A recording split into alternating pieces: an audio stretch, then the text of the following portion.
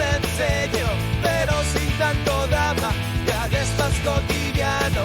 Prende la llama con psicología en cada conversación. Ven, acompáñanos, es tu invitación.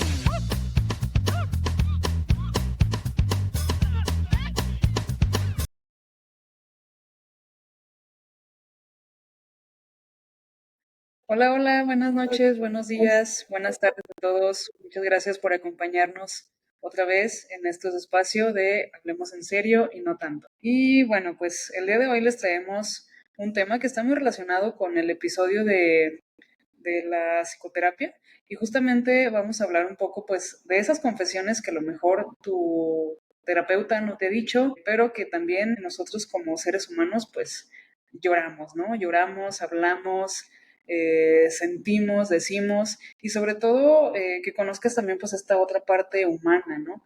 De nosotros, bueno, nosotros vamos a hablar como terapeutas, pero creo que en algún momento de la vida pues todos los terapeutas que nos estén viendo por ahí, espero que puedan también retroalimentarnos con sus experiencias y demás, ¿no? Entonces, hola Espe, ¿cómo estás?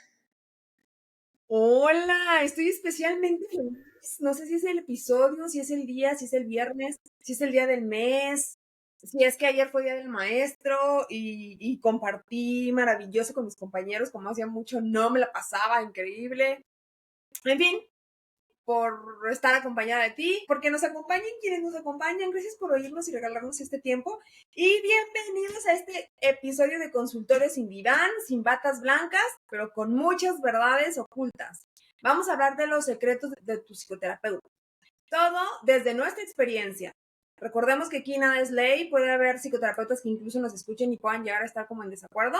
La idea es no romper el código ético en ningún momento, pero justo lo que dijo Cintia, recordar primero la importancia de la psicoterapia y la otra es recordar, o si no lo recordabas, o si no lo habías ahí como, no había un constructo de que tu psicoterapeuta es una persona como tú, como tu hermano, como tu primo, como tu mamá, como el que vive enfrente de tu casa, como el que está sentado en la banquita en las tardes para refrescarse más con este calor, que somos humanos, somos personas que, eso sí, tenemos por ahí un rato ya, unos años de teoría, otros más de experiencia, donde la idea es, pues, encontrar la forma o acompañarte a darle orden a esas cosas que se sienten en desorden o a encontrar paz donde tal vez todavía no la has encontrado o a identificar creencias limitantes sabiendo que nosotras también los tenemos, pero que de alguna forma sí es una cosa disociativa de el ser humano, o sea, porque somos seres humanos, alguien,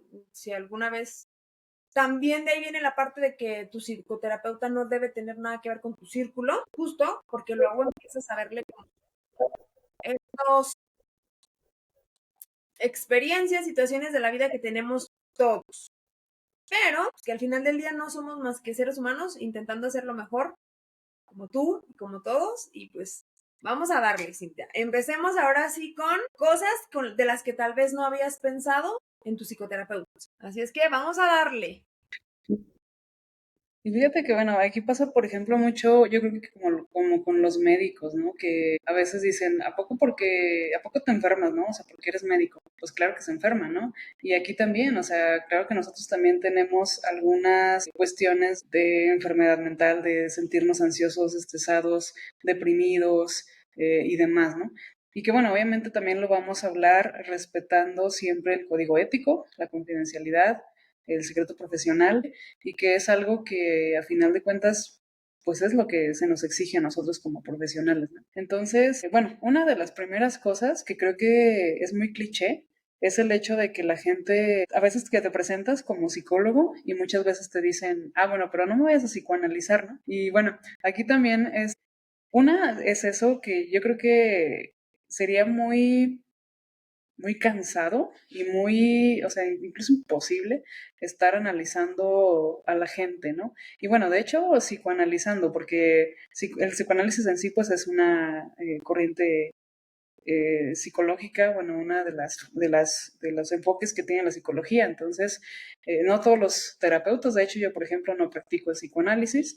Bueno, no es como que no lo practique al 100%, algunas pruebas que tienen que ver o al final de cuentas todos los enfoques están muy relacionados, ¿no? Pero en sí, pues que prácticamente podemos decir que si alguien no te está pagando, obviamente no lo vas a analizar en ninguno de los aspectos, ¿no? ¿Qué opinas tú al respecto de esto? Claro, totalmente, es un trabajo. Incluso, por ejemplo, llega a ocurrirme a mí, hablando desde la experiencia, que, por ejemplo, cuando entra el paciente es cuando tú llegas a tu paciente, usuario, consultante, como sea que le llames, de acuerdo a la corriente con la que estés trabajando, ya sea como usuario o como terapeuta, una vez que tú entras, te conviertes en lo más importante para tu psicoterapeuta. O sea, eso sí es verdad. No sé si es una cosa de psicoterapeutas, pero yo creo que sí. O sea, aprendes a practicar lo que puedes haber llegado de alguna situación específica que ocurrió, pero una vez que llega y el paciente se sienta enfrente, a mí sí me ocurre. En automático es como estas películas en donde vienen las escenas con los enamorados y entonces son solo ellos y el mundo. Una vez que tú entras y te sientas en el sofá o en el diván o en donde es solamente, todo se trata sobre ti y toda nuestra atención está puesta en ti. ¿Por qué? Porque es una escucha como realmente, de verdad para mí es, yo lo llamaría como la magia de la psicoterapia, ¿sabes? Porque sí es como que llega el paciente Sí, y no hay más. En esa hora, que es tu hora, llegas y lo demás, claro que somos personas que también tenemos creencias, que también vamos a terapia, que también lloramos y a veces lloramos por ti. También es una cosa, o sea, a veces nos levantamos, pero nos vamos a dormir con algún paciente en el sentido muy significativo de que te vas pensando, ¿cómo? ¿Cómo le voy a hacer? Otro secreto importantísimo es que no todo lo aprendes en la universidad. O sea, realmente toda la bibliografía te toca echártela afuera. O sea, que te llegó una persona con una situación específica, claro, tienes tus DSM, quien trabaje con diagnósticos diferenciales, pero también la otra es que no todo se vuelve diagnóstico, pero sí todo se vuelve en un interés genuino. O sea, realmente la hora que tú le pagas a tu psicoterapeuta no es una hora de trabajo, porque realmente tenemos que chutarnos un montón de literatura de acuerdo al paciente que llega, con la situación que llega, con el trastorno, si se trata de un trastorno, con el trauma, Y otra cosa importante que también probablemente muchos no sabían es que nosotros como psicoterapeutas también vamos a terapia, pero además tienes un supervisor de casos. Porque también llega a haber casos en donde, o sea, no es que nos volvamos psicoterapeutas y entonces, ay, ya tienes todas las soluciones para nada. Afortunadamente, el serlo te permite que en el momento de estar en la sesión, quitarte como los anteojos del juicio, porque probablemente en nuestra vida diaria, fíjate que sí se te va quitando, ¿eh? Bueno, es algo que yo percibo mucho en mí, que eventualmente sí empiezas a ver la vida de una forma diferente, ya sin juicios. sí, Cuando ves a una persona, no estás psicoanalizando, claro que no, y nadie te está pagando, pero de alguna forma el cerebro va tomando como que otras conexiones neuronales en donde ya ves personas, historias, narrativas que no conoces, creencias, heridas. Entonces te vuelves un poco menos reactivo. Eso también es cierto. sí. Eso creo que lo podemos comparar un poco también cuando estamos ante otras personas que no se dedican a la psicoterapia, ¿no? Es decir, que a lo mejor, por ejemplo, de repente escuchas por ahí como que, ay, pues no sé, una situación como que extraña quizá para ellos y tú te quedas como, a final de cuentas, una situación humana y cualquier situación humana pues es algo que puede llegar al consultorio y que te vas acostumbrando un poco a eso, ¿no? A ser menos reactivo, es decir, a decir, pues a final de cuentas todos somos seres humanos y obviamente que puede llegar cualquier caso, ¿no? Justamente me acordaba de hace poco que, bueno, estaban hablando mis compañeros de trabajo y de repente decía uno de ellos, "Oh, pues es que la psicóloga de la escuela, me imagino que ha de, como de evitar ciertos casos por lo complejo que son, ¿no? Y yo decía, no, en realidad no creo que sea por eso, o sea, creo que más bien tiene que ver con el hecho de cuántos casos hay. Bueno, es una escuela, entonces obviamente pues hay muchos alumnos. Y les decía, porque realmente pues cuando eres psicólogo no esperas que te llegue lo mejor, ¿no? O sea, en cuanto a situaciones, obviamente esperas, bueno, te vas acostumbrando también a que a veces pues hay personas que llegan quizá en su peor momento de la vida y entonces acompañarlos desde su peor momento, ¿no? Es decir, no esperamos que lleguen en su mejor momento, sonrientes ni demás, ¿no? Y aquí, por ejemplo, sobre esto que mencionabas, yo lo reduciría un poco como en que tu historia como paciente nos toca más de lo que imaginas, ¿no? Y que entonces eso hace que a veces después de escucharte, ¿sí? Nos quedemos pensando en lo que platicamos por horas, ¿no? Y veamos la manera de ayudarte, es decir, de ir más allá. Hay que estar incluso revisando artículos de investigación y qué ha surgido nuevo respecto a tales temas, ¿no? No se diga con ciertos trastornos como TDAH, como autismo. Y otra también es que como terapeutas, todo el tiempo te estás especializando. O sea, siempre estamos o en un diplomado, o en una maestría, o en un seminario, o en un taller, o, o en algo. Porque al final del día, la sociedad es cambiante. Si bien es cierto que decimos que al final del día nuestro cerebro sigue siendo tan reptiliano como los cerebros ancestrales, que era la de huida, ataque o paralizante, lo cierto es que la sociedad cambia. Tan es así que si hablamos del DSM, cómo se han ido modificando las situaciones de tratamiento, ¿no? En el DSM-2, el DSM es nuestro manual de diagnóstico. Hay quien se apega mucho a él y hay quien no, y es que se vale, porque también hay muchas cosas que no vienen en el manual. Hay personas que no vienen por un trastorno, que vienen por una situación muy humana, o sea, es también escuchar cosas que nunca aparecen en los manuales. Pero lo que hace muchas veces que la terapia funcione es justamente lo invisible, lo honesto y lo humano. Entonces, por ejemplo, volviendo al ejemplo que yo les decía del DSM, en el DSM la homosexualidad era considerada una enfermedad mental. Estamos en constante movimiento, en constante transformación, y también tu terapeuta tiene que estar siempre como en constante preparación, porque también eso es lo que puede llegar a darte la confianza. Yo no diría que hay terapeutas buenos o malos, yo creo que hay un terapeuta para cada persona, ¿no? Justo por lo que decías. Porque también lo que quizá para algunos va a ser nuevo escuchar en este podcast es que dentro de la psicoterapia no es nada más voy al psicólogo, o sea, tu psicólogo tiene un enfoque. ¿Qué es ese enfoque? Un paradigma, una forma desde la que trabaja. Por ejemplo, no sé, está desde el psicoanálisis, hay gestalt, terapia basada en soluciones, hay cognitivo-conductual, que es lo que nosotros trabajamos. También es importante que tú sepas como qué estás buscando también para que encuentres la clase de terapia que quieres recibir o a la que estás dispuesto, porque luego hay unas terapias muy confrontativas. Ojo, a veces la terapia es confrontativa, pero aparte a veces el terapeuta es confrontativo, y aquí vamos a nuestras experiencias. ¿Te recuerdas alguna vez que fui con una terapeuta que me recomendó mi amigo George? En el alma y en el corazón siempre estará, y ojalá se encuentre en un lugar muy bello, que era muy agresiva, y probablemente para Sí. algunas personas funcione, porque te acuerdas que él me la recomendaba así muchísimo, y a mí me pareció una terapia muy agresiva. No la estoy demeritando, no estoy nada, pero ahora sí que hay un terapeuta para cada persona. Lo cierto es que en nuestra experiencia, bueno, al menos en la tuya, en la mía, porque lo hemos platicado muchísimo, es tus pacientes se vuelven parte de tu vida. O sea, aunque digan no te involucres, tienes que aprender a poner esas barreras. Son almas tocando almas.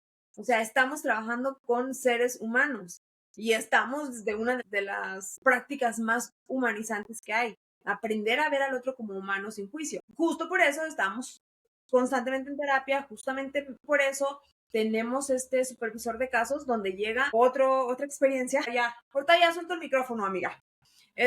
Donde yo llegué a tener una paciente en la que me involucré tanto en su caso y le llegué a tomar tanto cariño que a mí sí me llegó a decir mi supervisora de caso, ¿sabes qué? Suelta ese caso porque tú ya estás involucrando emociones, ya incluso estás sintiendo.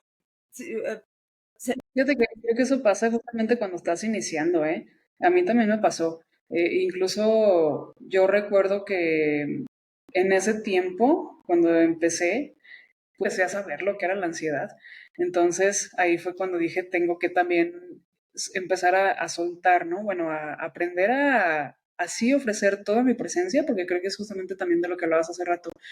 Y eso en todos los enfoques. Eso sí es algo que debe estar, ¿no? O sea, que tu terapeuta debe estar presente para ti en ese momento de la sesión.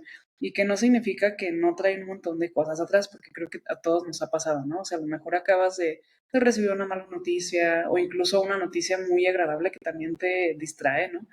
Pero que a final de cuentas es como, sí, como cambiarte el chip y decir, ahora es 100% la concentración en esto, ¿no?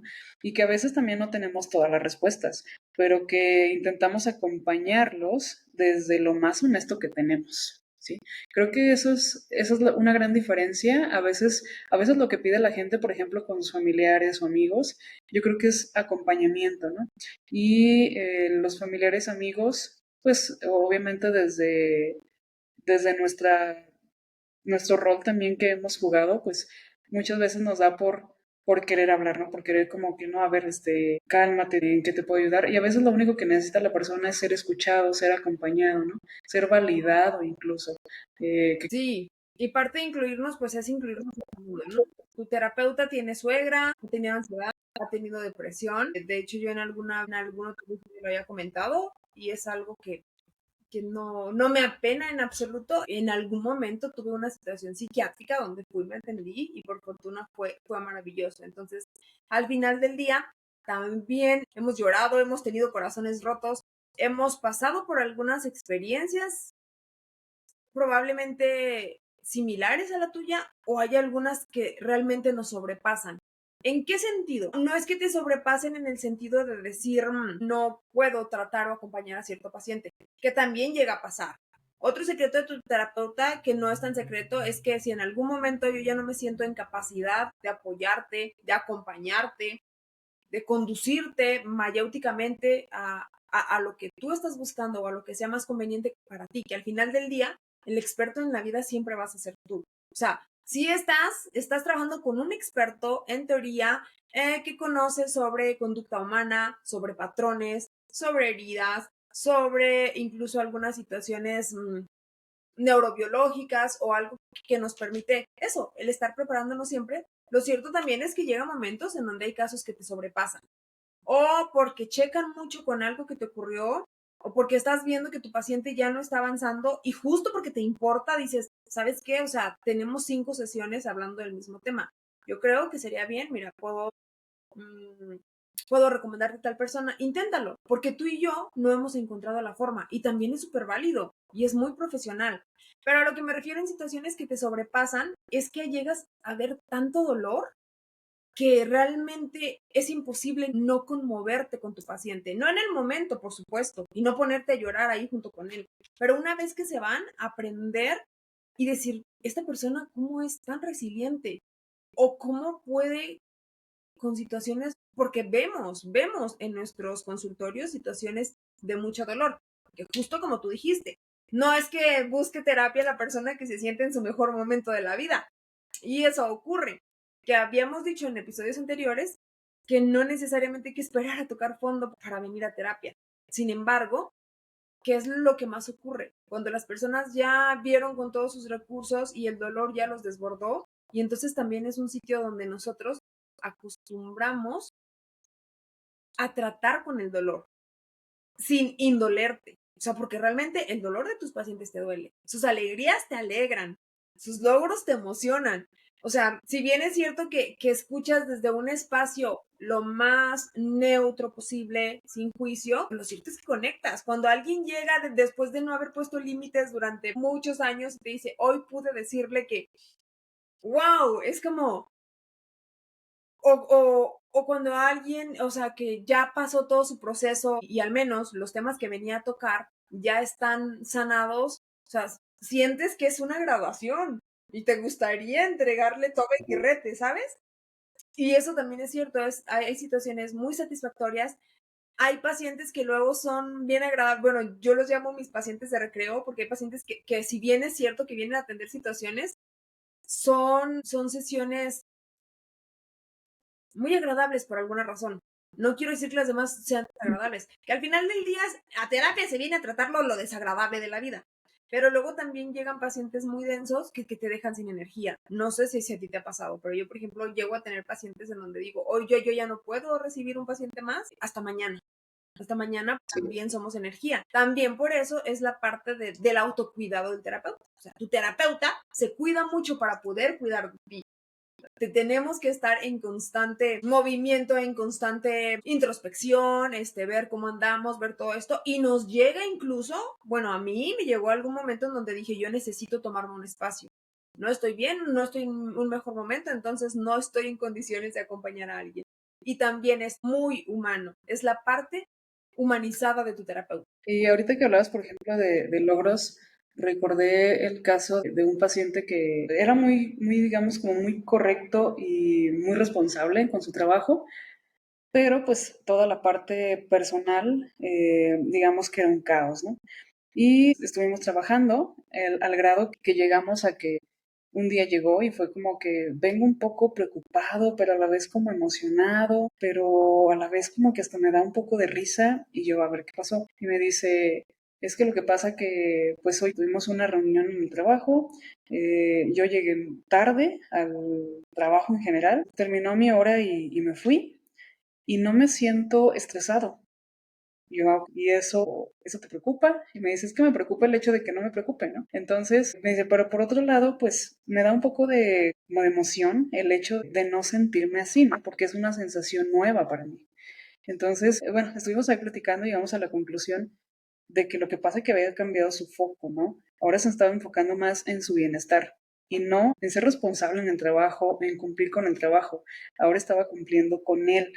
Entonces, y bueno, de hecho hubo un periodo en el que sí tuvo como ese, digamos, como desajuste, que al final no fue un desajuste, yo creo que estaba tratando de equilibrar una parte con la otra, ¿no? O sea, que llega el punto en el que a lo mejor diga, no, pues es que me acomodé de un lado y como que me estoy desacomodando de otro, pero a final de cuentas son ajustes, equilibrios que vamos haciendo a lo largo de la vida. Por ahí alguna vez vi un video que me llamaba mucho la atención de cómo lo comparaban la psicoterapia con lavar una alfombra muy sucia, ¿no? O sea, muy sucia. Que empezaban a echarle agua y empezaban a tallarla y pues parecía que ya se estaba limpiando, pero como estaba tan sucia, el mismo lodo que salía la volvía a ensuciar, ¿no? Y luego la volteaban y estaba otra vez negra. Y creo que sí es el proceso terapéutico, ¿no? No es lineal, no es algo, a veces como que empiezas a ver la luz y dices, ah, ya estoy empezando a ver la luz, de repente como que ves que se aclara todo y dices, ah, ya voy a mejorar de aquí. Y de repente como que vuelven otra vez y no, otra vez veo todo negro, ¿no? O sea, no veo la salida. Y es eso, ¿no? Yo creo que esa es la magia, pero cuando nos enfocamos en que al final de cuentas, por ejemplo, en esta metáfora de la alfombra, si nos enfocamos en todo lo que ya se fue por la coladera, en todo ese cochambre que ya salió, pues es ahí donde podemos ver el avance, ¿no? Y que bueno, pues así es un proceso largo, difícil, a veces confrontativo contigo mismo, ¿no? Sobre todo, porque, por ejemplo, yo no me considero para nada confrontativa, pero de repente creo que lo hago por medio de metáforas, como para poder explicarle un poco. Bueno, creo que esa ha sido una manera de comunicarme que siento que he desarrollado a partir de la psicoterapia.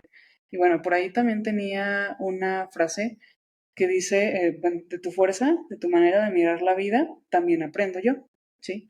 Y entonces eso hace que tú también me transformes, ¿no? Como persona sobre todo.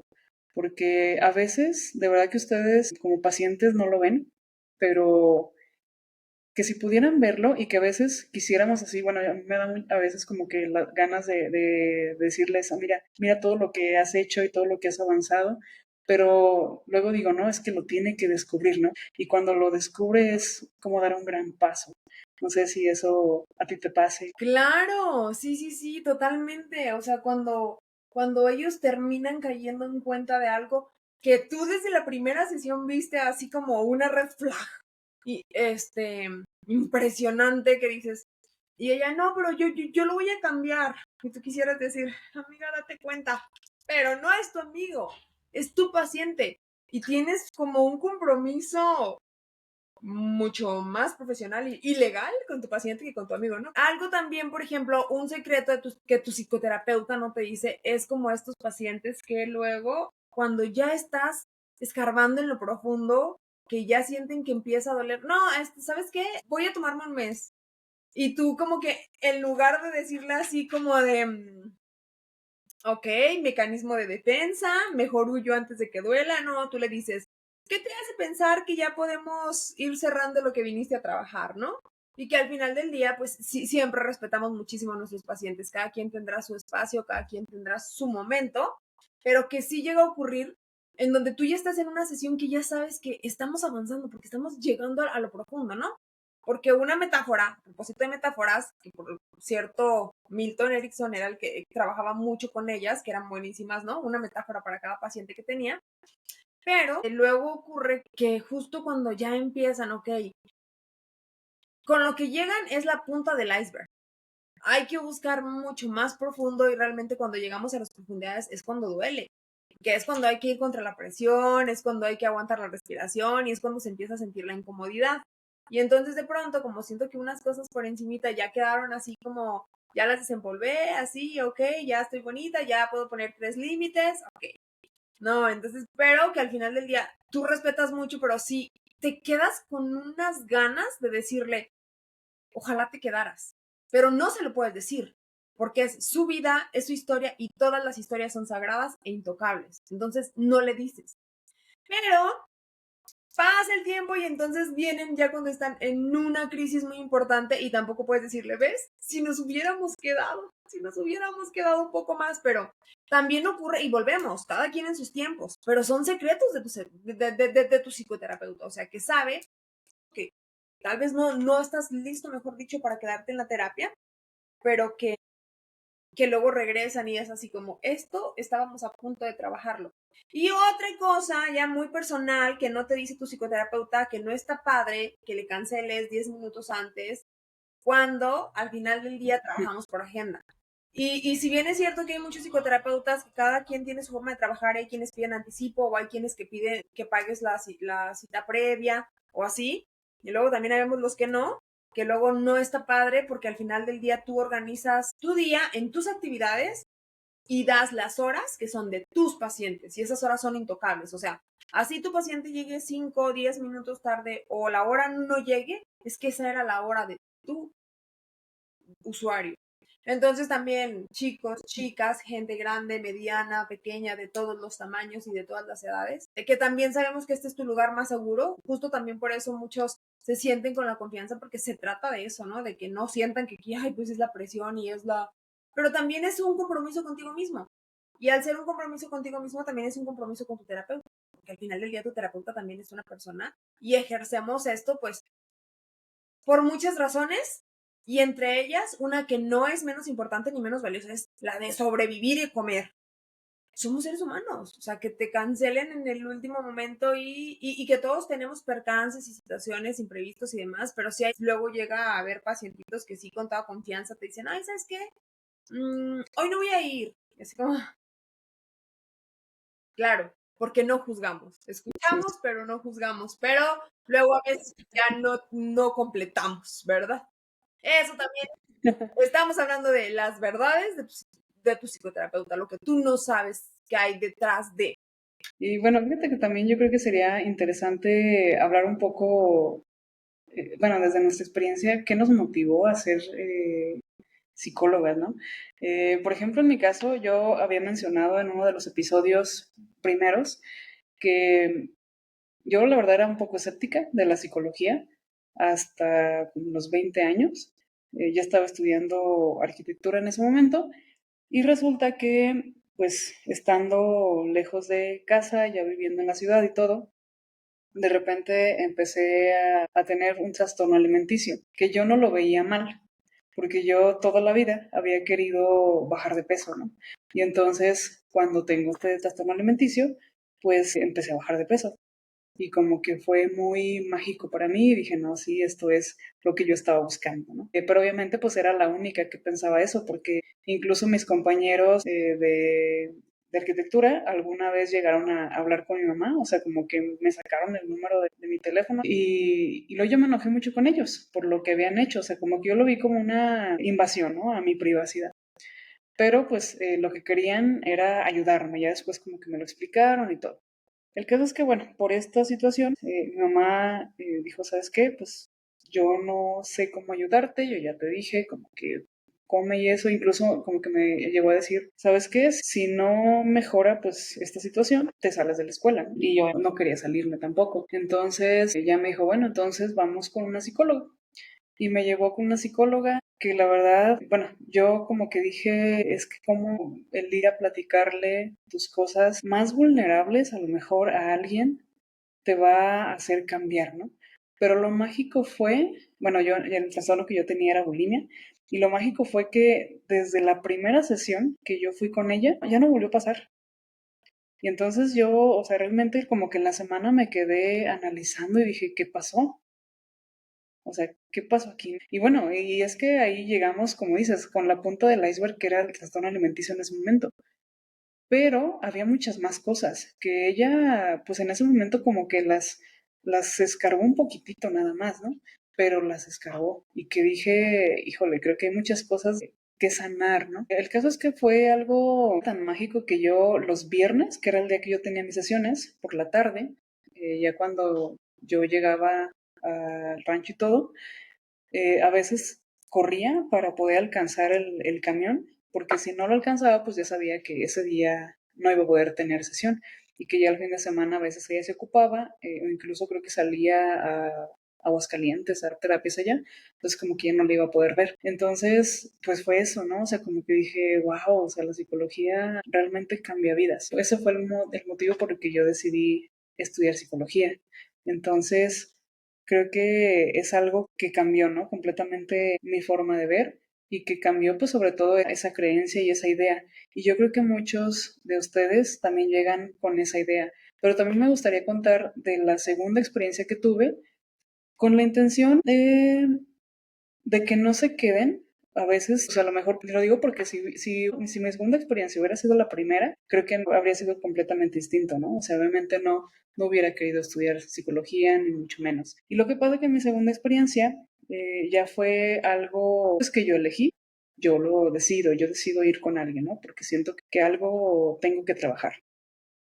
Y pues estaba todo bien, no siento que fluía tanto como con mi primera psicóloga, pero de pronto empezó a pasar una situación de que yo recibía mensajes de mi terapeuta y mensajes un poco, pues digamos, como fuera de lugar, ¿no? Eh, un poco más como personales, incluso como en tono romántico. Y a mí, la verdad, en ese momento como que dije, ah, pues mi terapeuta está guapo, o sea, a lo mejor podemos ser novios o amigos o yo qué sé, ¿no? Y en la sesión, pues como que le dije, pues recibí los mensajes, en qué sentido va esto, como que a mí también me gustas mucho y así. Y ya fue como, primero fue como una especie de no, no sé de qué me hablas, pero luego ya, pues obviamente yo tenía los mensajes en mi teléfono y ya me dice, no, ¿sabes qué? Me equivoqué, ¿no? O sea, me equivoqué de persona. Pero pues eso cambió totalmente también como mi perspectiva y obviamente pues ya no seguí yendo. Bueno, de hecho sí me dijo, si tú lo estás viendo como en un tono más romántico, pues no podemos seguir teniendo una relación de paciente-terapeuta, ¿no? Que en ese momento yo no lo sabía porque yo no había estudiado psicología. Pero que bueno, voy a esta situación en donde si esto hubiera sido mi primera experiencia, no hubiera estudiado, ¿no? Psicología. Entonces, también eso. Y que bueno, creo que nunca, bajo ningún enfoque, nadie debe sentirse faltado al respeto, ¿no? Que eso es algo muy importante. Como tú decías, o cuadramos o no cuadramos. Y hay gente que a lo mejor dicen por ahí aguanta vara, ¿no? Y a lo mejor dice, pues a mí me funciona esto, me funciona que me confronten, me funciona que me griten, perfecto, ¿no? Y hay gente que a lo mejor va a decir, no, me gusta que me hablen bonito. Y yo creo que va a haber siempre un terapeuta para cada persona. Entonces, si en alguna ocasión te has sentido así, pues puedes cambiar también. Totalmente. Aquí dos cosas que rescato. La primera es, si tu terapeuta no puede ser ni tu amigo, ni tu quedante, ni tu casi algo, ni nada, ni te puede gustar, ni se pueden gustar. No hay manera. O sea, si eso ocurre, corre, corre. Y la segunda, justo. Si has tenido una experiencia que sientes que no fue lo que estás buscando, sigue buscando. Parte justamente del éxito o del buen pronóstico es que tú tengas una buena alianza terapéutica. Y por buena alianza terapéutica no significa que no podamos sonreír y que no podamos ser cálidos con nuestros pacientes, porque no somos robots. Eso también es cierto. Pero hay una línea que nunca se debe cruzar. Y creo que ambos lo sabemos bien, tanto el consultante como el terapeuta.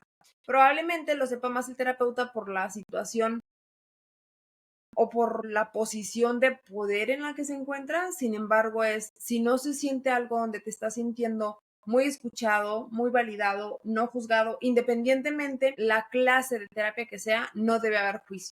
Si tú ya llegaste y tu terapeuta, tú sientes que te está enjuiciando de alguna forma, porque al final del día tu cuerpo te grita todo se siente. Yo suelo usar una metáfora justamente con mis pacientes, porque dicen, es que no sé si estoy exagerando. Y yo le digo, ok, imagina tú que pones la mano sobre un comal. El comal está caliente. No te vas a quedar a pensar, ¿estoy exagerando?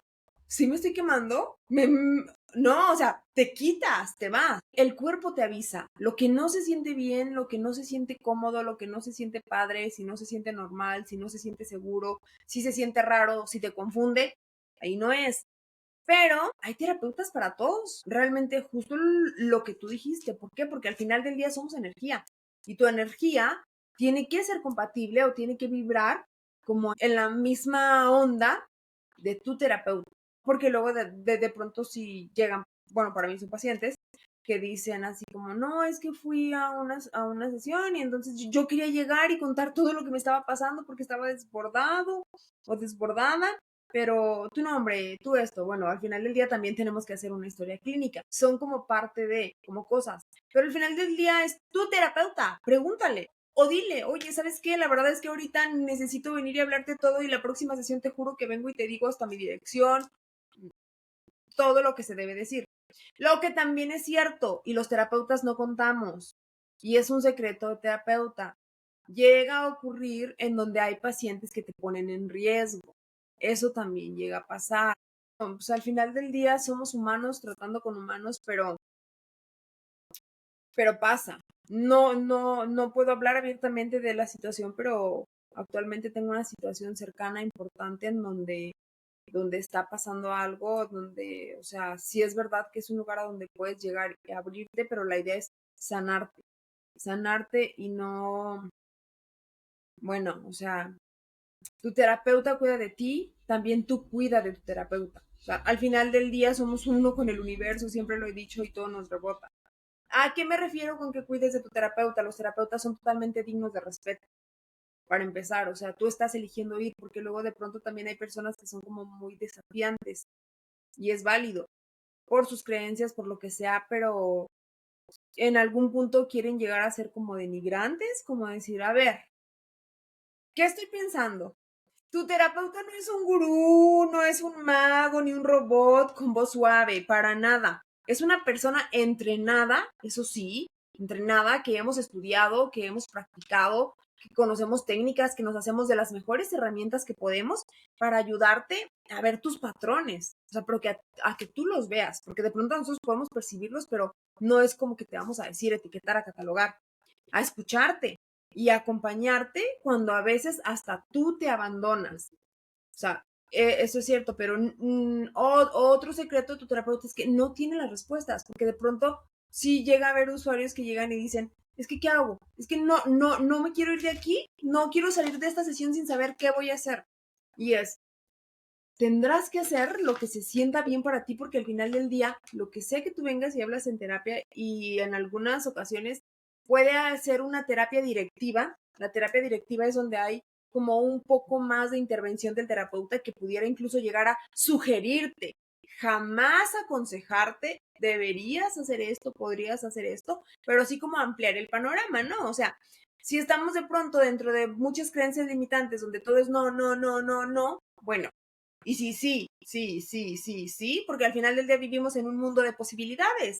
En un mundo de posibilidades de posibles terapeutas donde tú puedes encontrar al tuyo. Por ejemplo, yo de pronto veo muchas publicaciones en Facebook de, por favor, recomiéndenme un buen terapeuta, pero por experiencia propia. Y entonces resulta que alguien lo recomienda y luego después un comentario de, ay, no vayan con fulano. Pues es que realmente cada experiencia es diferente.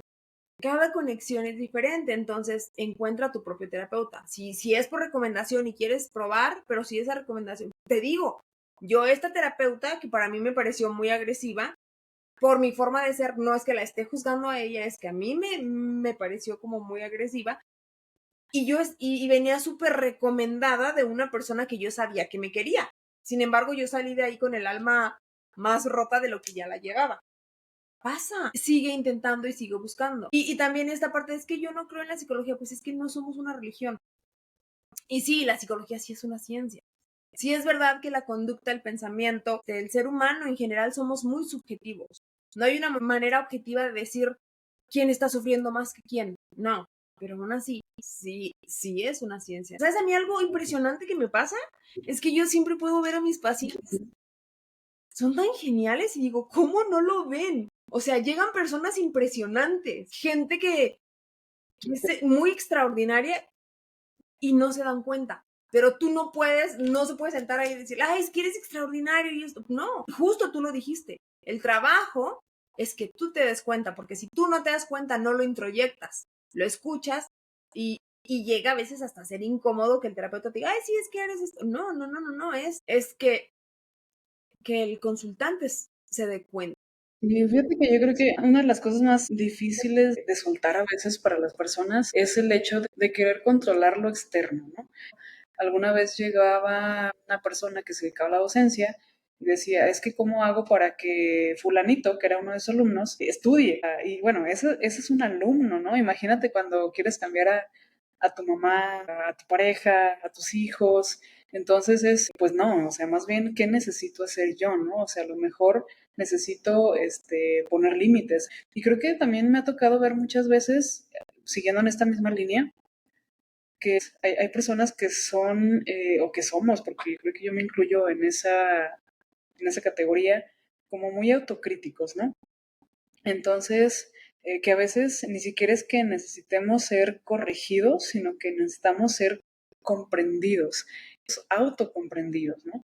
O sea, nosotros mismos comprendernos, porque a veces ni siquiera es que lo que estamos haciendo o lo que estemos pensando esté mal, ¿no? Es simplemente que somos profundamente humanos y no nos permitimos conectar con ese sentimiento, con esa sensación, con ese pensamiento, porque a veces se nos ha metido la idea socialmente de no, es que tienes que pensar solamente cosas bonitas o tienes que hacer solamente cosas bonitas. ¿Qué son las cosas bonitas? A veces necesito cuidar necesitamos cuidar de nosotros mismos para poder sentirnos mejor, ¿no?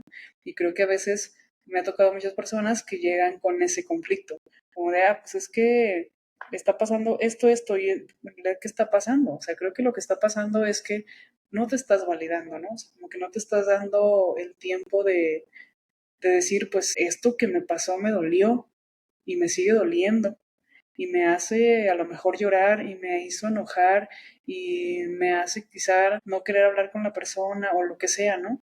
Y justamente aquí viene, vamos a ponernos útiles, justamente en por qué está buenísimo ir a terapia. Justo por lo que estás diciendo. Porque lo primero es aprender a nombrar lo que sientes. ¿Cuántos pacientes no llegan y dicen, y ya tú, ok, ¿qué te trae hoy aquí? O es que me siento mal. Sí, nómbralo. ¿Mal cómo? No visto, frustrado, enojado, triste, estancado. O sea, es justamente lo que estás diciendo, aprender a validarlo, pero es que antes de validarlo hay que aprender a nombrarlo. Y no se nos ha educado para aprender a nombrarlo. O sea, por eso se pone como tanta énfasis o tanto énfasis en la terapia, porque justamente te va a ayudar a descubrir un montón de cosas para las que no hemos sido educados. Si bien es cierto que es una nueva generación, que ya se trabaja más, que está padrísimo, pero antes, ¿cuándo? O sea, simplemente el papá se enojaba o la mamá y lo que hacían era dejarte de hablar. Y luego nosotros aprendemos a repetir esos patrones luego con la pareja. Ay, me enojo y entonces, ¿qué tienes? Nada. Nómbralo, ¿qué tienes? ¿Sabes qué? Que me hizo sentir súper mal, que yo te estaba hablando y te conté toda una historia importantísima y luego después cuando te pregunté, ¿te acuerdas lo que te dije de Rosita? Me dijiste, no, me dolió, me sentí no vista. ¿Por qué? Porque en la infancia nunca me sentía vista. Cada vez que le estaba hablando a mi papá estaba ordeñando las vacas y solamente, ¡ey! Sí, ¡ey! ¿Sí me explicó? Por eso hay que ir a terapia. Ya después de que descubriste de que tu terapeuta no es más que un ser humano como tú, que tiene las mismas funciones y necesidades que tú, pero que está especializado en algo en lo que tú todavía no, que es como, por ejemplo, identificar emociones, nombrarlas, validarlas, aprender a poner límites, que es algo que no se nos enseñó y es súper importante. Otro, recordar también que no todo lo que te hace sentir mal es tóxico. O sea, a veces es gente que no sabe comunicar. O sea, de repente digamos, ay, es que mi mamá, mi papá, mi hermano, mi novio, mi algo, mi director es súper tóxico. Pues no, probablemente simplemente es una persona herida y que no sabe comunicarse. Y aprender que todos en algún momento hemos sido el villano de alguna en la historia de alguien. Sí, no te hagas, tú también. O sea, yo también, todos, sí me explico, pero que somos humanos en construcción aprendiendo a hacerlo mejor. Y es que si lo hacemos mejor con el otro, eventualmente lo vamos a hacer mejor como humanidad, ¿sabes? Entonces creo que también eso es algo como que es súper importante. Entonces, aunque no te lo digamos siempre, cuando tú empiezas a elegirte, a poner límites, a llorar sin culpas, porque también eso, ¿cuántas veces tenemos pacientes que cómo se ve que quieren desbordarse y no se lo permiten? Tu espacio también es otro que es tan secreto, pero no secreto, pero es como un secreto a voces, porque de repente sí hay pacientes que llegan y no se sueltan. Es tu espacio. Nada va a salir de este espacio, nada que tú jamás. De repente nosotros solemos poner como ejemplos, pero bueno, yo lo que suelo hacer en ocasiones es mandarle un mensajito a mi usuario y preguntarle, oye, voy a poner un ejemplo. Por supuesto, no hay nombres, no hay detalles, pero si llegas a ver el podcast, pues vas a sentir que es alusivo a ti. ¿Me permitirías? Ah, no, sí. Ah, ok. Sin embargo, nada sale, no hay nombres, no hay nada. O sea, es tu espacio más seguro. Es el espacio donde vienes a decirlo. Fíjate que, ¿Sí? perdón.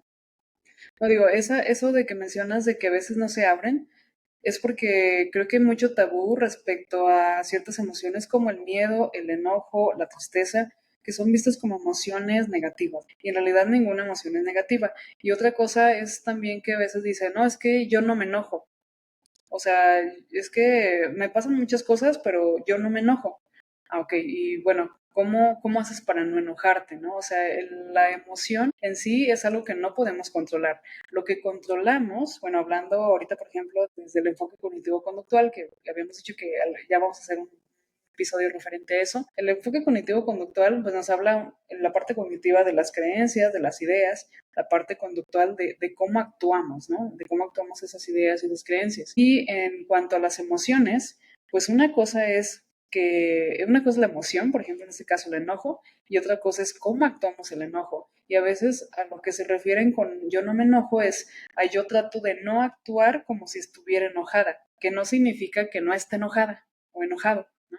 Es simplemente que para mí, ¿qué es estar enojado? Pues a lo mejor lo que he aprendido es golpear a la gente o gritarle o insultarlo, y eso no me gusta, porque a lo mejor pienso que eso me hace una mala persona. Entonces, ¿cómo actúo yo mi enojo? A lo mejor simplemente me pongo serio o seria, me salgo de donde esté pasando la situación o dejo de llamarle a mi amigo, a mi amiga, a mi papá, con quien me haya enojado y ya, ¿no?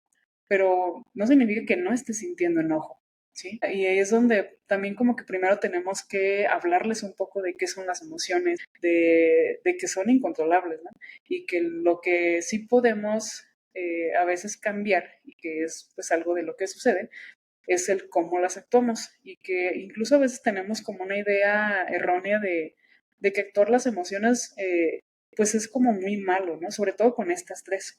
También creo que tiene mucho que ver con cómo aprendimos a actuar las emociones diría yo que desde las películas o la televisión. Yo les pongo mucho el ejemplo de, si pones una novela en mute, ¿sí? O sea, en silencio, ves a los personajes y más o menos sabes lo que está pasando. O sabes si está enojado, si está triste, si está llorando, si está alegre y demás, ¿no? Pero eso no significa que así lo tengas que hacer tú. O a lo mejor ves a alguien gritándole a otra persona y pues esa es la parte que a lo mejor no se te hace padre, ¿no? Pero sí, el hecho de que no lo quieras actuar así no significa que no te enojas. Entonces, el enojo está, nada más hay que aprenderlo a actuar de una manera que te sea funcional, tampoco evadirlo, ¿no? Porque si no, no funciona. Y profundizando un poquito, que no tiene que ver con los secretos de tu psicoterapeuta, pero tiene que ver con lo que tú dices, o sea, que al final del día las emociones son adaptativas. Te permiten adaptarte y sobrevivir el momento, las circunstancias, las experiencias que la vida te pone, que la mayoría del tiempo son inciertas. No sabes qué va a pasar. Veía yo un video que decía, lo más frágil para un ser humano es la tranquilidad. Tú puedes estar muy tranquilo, salir en la mañana y atropellar un perro. Y eso ya te robó la tranquilidad. Y eso por decir algo. No hablemos ya de accidentes y de situaciones. Las emociones nos permiten adaptarnos y vienen desde nuestro cerebro ancestral, en donde, por ejemplo, el enojo tenía una función, que era que algo no se estaba sintiendo justo. Aunque no había la palabra justicia, se está cometiendo una injusticia conmigo, es por eso cuando me siento enojado. La tristeza es esta emoción que te permite como bajar los niveles, relajarte, ver las cosas de una forma diferente, como ahora sí que sería como tu momento de recarga. Ojo, tristeza, no depresión. Porque la tristeza viene después de un evento importante, entonces es como que necesitas recargarte para volver a ser funcional. La alegría viene ancestralmente de que al nacer un nuevo miembro de la tribu o del un bebé, entonces era la alegría, entonces tenía que sentirse bien para que pudiera seguir perpetuándose la especie, porque si no se sentía bien tener un hijo, entonces, ¿por qué querría tener uno, no? O sea, quienes son mamás lo saben, lo terrible de los partos o las cesáreas, y cómo suelen no ser traumáticos, tan es así que hay quien tiene 5, 10, 8 hijos, ¿sí me explico? Y así la vergüenza de darte cuenta que algo no se sintió bien, que no quieres repetirlo, que no se siente padre. Entonces, al final del día, darte cuenta que las emociones no son más que situaciones adaptativas. Y si aprendemos a verlas así, con esa carga de que me permite adaptarme a la situación, a la circunstancia, en el momento específico que estoy viviendo, simplemente me están permitiendo adaptarme, que las emociones no se controlan, pero puedo gestionar cómo actúo frente a esa emoción. Que puedo aprender a identificar mi detonador, por ejemplo, yo me enojo, yo sé que algo que me detona es que me levanten la voz, tal vez porque me toca una herida. Ok, eso es mi detonante. ¿En qué me convierte? Me convierte en una persona reactiva. ¿Por qué lo puedo sustituir? Pues en lugar de reaccionar, me voy a tomar una pausa y entonces regreso y te pongo el límite. Igual te explico y te digo que conmigo los gritos no funcionan, que si me vas a hablar a gritos, mejor no hablamos. Pero es esta parte justo que viene del ir a terapia, de aprender primero es como la psicoeducación, de saber qué es una emoción, para qué sirve, de dónde viene, whatever, anyway. Luego es autoconocimiento, quién soy, cómo actúo, cómo reacciono.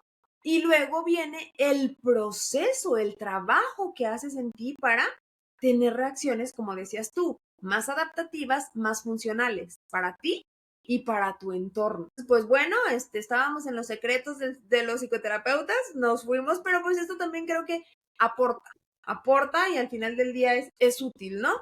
Entonces, pues bueno, ya casi por cerrar, ¿qué agregarías tú? ¿Cuáles agregarías ya de manera general, como sin profundizar tanto, tus secretos como psicoterapeuta? Ahora sí que hablemos de tus secretos, chica, tus secretos. Mis secretos Sí. como psicoterapeuta. Yo diría que, bueno, pues primero agradecer, ¿no? También el hecho de confiar. Fíjate que eso me pasaba mucho al inicio, ahorita ya casi no. Cuando alguien llegaba, yo como que decía, cuando se iba, bueno, a lo mejor no se lo decía más bien, pero sí lo sentía mucho de verdad, gracias, o sea, porque es alguien que viene y te cuenta quizás, pues todas sus vulnerabilidades, ¿no? Y que está confiando en ti y que eso más que, porque yo me imagino que ha de haber algunas personas que han de decir así como que, pues tienes como que el chisme premium ahí, ¿no? Pero no, en realidad es mucha responsabilidad. Es mucho, ahora me comprometo con esto. Por ejemplo, últimamente he tenido varios pacientes, adolescentes y adultos sobre todo, que fue también uno de los temas que hablé en una invitación que me hicieron recientemente, sobre autismo, y que entonces me ha dado por conocer mucho más, ¿no? Que luego ya hablaremos también un poco más sobre eso, y que he aprendido mucho, no nada más para ellos, sino para mí. Bueno, ¿por qué digo que para mí? Porque alguna vez, sí, de hecho mis dos primeros psicoterapeutas, sí me habían dicho como que pues yo tenía algunas características con el autismo y la verdad nunca hice caso. Luego recuerdo que cuando estábamos en psicología, yo a lo mejor tú recuerdas también, en una de los test que estábamos viendo, sobre autismo, yo como que iba leyendo y dije, "Oye, no manches, me identifico mucho con esto, ¿no? O sea, como que nunca le puse mucha atención. Pero ahora que tengo a mis pacientes, o sea, realmente es algo que me ha comprometido y que entonces he estado aprendiendo junto con ellos, ¿no? Y que además me hace comprenderlos mucho más. Incluso hay cosas que de repente siento que no saben cómo expresarlo y, y que yo, claro que lo entiendo porque digo, lo he vivido, ¿no? Entonces, que tengo ahí como que toda la idea y que a veces, por ejemplo, con las familias o con el entorno que los rodea, es la parte que hay que trabajar más con ellos, ¿no? Que con la misma persona. Con la persona es más una cuestión como de, pues, validarse, que sepa que a lo mejor la forma en que ha visto el mundo ha sido una forma rara, por así decirlo, porque, bueno, hay gente que lo compara con tener un sistema operativo diferente, ¿no? Es como, pues, a ver, tú trabajas, por ejemplo, con Android, tú trabajas con iOS, tú trabajas con Windows, tú trabajas con esto, y entonces vamos funcionando de diferente manera. Y creo que hay que trabajar mucho con eso, con la parte de no enmascarar tanto, de no decir, pues para todo me tengo que como adaptar a lo neurotípico, sino bueno, pues también me puedo quedar aquí, ¿no? Y hay algunas cuestiones que necesito trabajar para poder ser más funcional conmigo mismo. Entonces, quizás ese sea mi secreto. Bueno, ya no va a ser secreto, es un secreto confesado, pero que ha venido saliendo a raíz de esto. O sea, ni siquiera fue algo que en el momento en el que a mí me lo dijeron o que yo incluso estaba como que también autodescubriendo desde la carrera, me interesó tanto como ahora, ¿no? Y que entonces me doy cuenta de que aparte hay muchísimo desconocimiento del tema y que incluso hasta los test que hay son enfocados en niños hombres y que ha sido muy poco explorado en niñas, mujeres y pues mucho menos en niñas adultas, ¿no? Y adolescentes. Entonces, pues sí, a final de cuentas también me ha llevado a conocerme mejor a mí misma y hasta autocuidarme, ¿no? También como persona. Pues muchas gracias por compartirlo, porque es muy padre, porque al final del día somos la parte también aquí que sea transparente el asunto. Entonces, bueno, yo hice una lista rápida. Primero es que todos nuestros pacientes nos importan, o sea, te comprometes.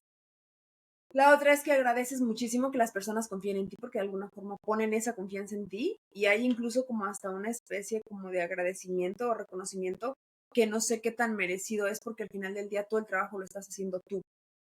Te permites acompañarte de un experto, eso también es cierto. No voy a demeritar nuestro trabajo porque es verdad, pero realmente que hay personas tan valiosas, tan impresionantes y que generalmente quien viene a terapia es la víctima de alguien que debería estar yendo a terapia. Eso suele ocurrir mucho. Tu psicoterapeuta no es perfecto, por supuesto que no. Muchas veces nos vamos a la cama pensando cómo hacerlo mejor por ti y nos despertamos pensando en cómo estás. Yo, por ejemplo, yo sí soy de pacientes que llega a ocurrir algo y yo sí soy de mandarles un mensajito de, oye, ¿cómo va todo? Alguien podrá juzgarlo de, oye, no está padre, si lo está, no lo sé. Creo que cada psicoterapeuta tiene su manera muy particular de trabajar, siempre y cuando nunca te salgas del encuadre profesional de respeto del que hablábamos, yo creo que todo es válido. También hay quien se mantiene muy al margen y me parece genial. También nos deprimimos, lloramos, vamos a terapia y al psiquiatra. Ya lo había dicho. Aprendemos un montón de ustedes como no tienen idea. Llegamos a tener pacientes a los que admiramos con una profundidad impresionante. Hay pacientes, bueno, de todas colores, edades y sabores, y la verdad es que realmente es trabajar alma con alma, creo que es algo que indistintamente te vuelve más humano. No quiero decir más perfecto, eso no ocurre, pero sí te vuelve más humano, te vuelve menos juicioso. Ya no es nada más dentro del consultorio, también fuera de él. No damos soluciones. No vienes aquí a que tu psicoterapeuta te diga, ah, no, si es negro, es rojo, es así, es esa. No. Tendrás que descubrirlo solo, no hay de otra. Y cuando nos cancelas, no está padre. No está padre. Si pasa algo, comprendemos, pero si no, no está padre. Agradecemos un montón una recomendación. O sea, cuando alguien llega y te dice y te recomienda, probablemente el que viene recomendado no se va a quedar contigo porque no conectó igual. Pero que una persona tenga ganas o se permita recomendarte, porque generalmente te recomiendan con gente a la que aman, con sus hermanos, con sus amigas, con sus vecinos, con su algo, ¿sabes? Es algo que también se aprecia mucho, se agradece y no significa que podamos conectar igual con la otra persona que nos conectaron. Lo que sí es verdad es que estamos aquí intentando hacerlo lo mejor que podemos desde la parte humana, pero sobre todo desde la parte profesional. Y pues eso no quita que seamos tan humanas como lo que ocurrió en el episodio pasado, ¿no? Pero que al final del día, cuando tú llegas siendo una persona desconocida, siendo un nuevo usuario, llegas con un profesional, no con esta persona cargada de historias. Cuando llegas a terapia, la historia que importa es la tuya. El trabajo que vamos a hacer es sobre ti. El proyecto eres tú. Entonces, pues gracias a quienes van a terapia, gracias a quienes escuchan, quienes no se han dado el chance, yo diría, en serio, date chance. Y la verdad, un placer, gracias a quienes nos escuchan. Si el episodio les ha gustado, pues compártanlo para quien quiera reírse o reconstruirse o conocer y pues nos escuchamos en el próximo episodio. Y no olviden que ir a terapia no te quita lo loco, pero te lo ordena. Gracias a todos. Por ahí también si hay algún psicoterapeuta, también cuéntenos sus experiencias en los comentarios, cómo les ha ido, qué otras cosas creen que nos faltó, ¿no? O sea, mencionar aquí para que también sientan eso, que son escuchados y que son comprendidos. Pues bueno, nos vemos, amigos, hasta luego.